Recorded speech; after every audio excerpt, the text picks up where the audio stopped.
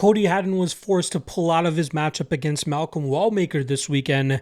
Thus, we get a short notice replacement now as Wellmaker stays on the card, coming in as a minus 410 favorite, going up against Ethan Ewing, who makes his UFC debut on 2 days' notice, coming in at plus 310.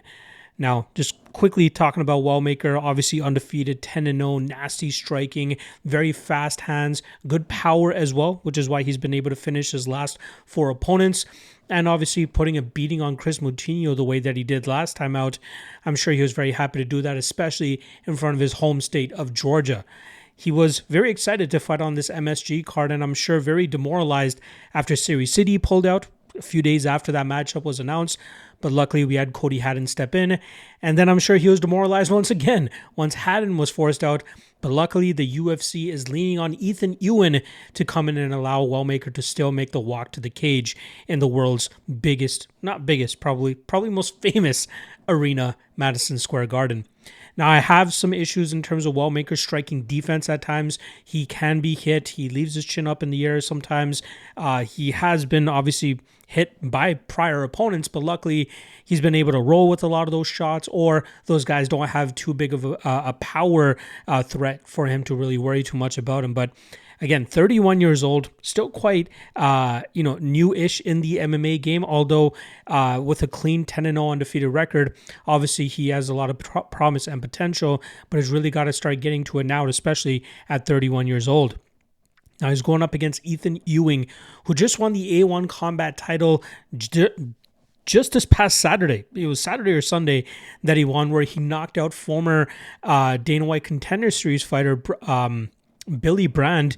Funny enough, Billy Brand came up short against Cody Haddon on the Contender Series. Haddon pulling out, Ewing stepping in. You guys get the connection, right? But Ewing, very solid fighter, a guy that I actually had as a lock of the night play back at LFA 200 in January, where he knocked out his opponent in the first round, less than 2 minutes with a nasty head kick. This guy has very good striking, good forward pressure, loves to constantly keep a pace, not really allow his opponents too much time to really just adjust at distance. He loves to crash the pocket, good kicks, good body work. His grappling is probably the weakest part of his game, but it's clear that he's been improving that aspect so that he can keep fights in a position where he often feels most comfortable. Now, both these guys are bantamweights, so this fight actually takes place up at featherweight due to the short notice nature of it. But, I wish this was a full training camp for both guys, because Ewing is absolutely UFC worthy. This guy is very fun, very good to watch. Obviously, nasty striking, like I said, he's been able to one punch or one head kick KO these guys with the power that he brings. But I think he's going to struggle a bit with the height and reach advantage, not to mention the speed of Wellmaker. Mixing the fact that he's only taken this fight on 2 days' notice. He only got into New York Thursday after midnight, if I'm not mistaken, or just around midnight. So he hasn't had all of that much time to really, if I'm not mistaken, I believe he's from California as well. So to pretty much fly across the country, get acclimated to the time zone and cut the weight and get everything back together, that's a lot working against Ewing. And then take into consideration, fighting for A1 Combat, but then making your short notice UFC debut at MSG of all places against a killer like Wellmaker. It doesn't bode well for Ewing, but it would not surprise me if he pulled off the upset.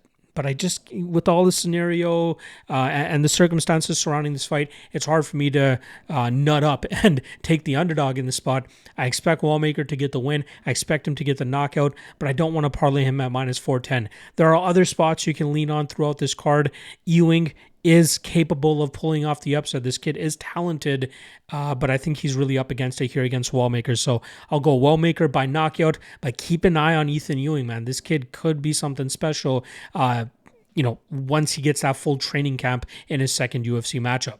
Just a quick reminder here before I sign off, I will be doing a live fight companion for the entire UFC 322 card, strictly for members only on YouTube. So if you want to hit up the join button just below this video, I will catch you guys tomorrow for the first fight. So make sure you guys join up for that if you're interested. Otherwise, I'll see you guys again on, let's call Monday for the UFC Qatar breakdowns. See you guys then. Peace.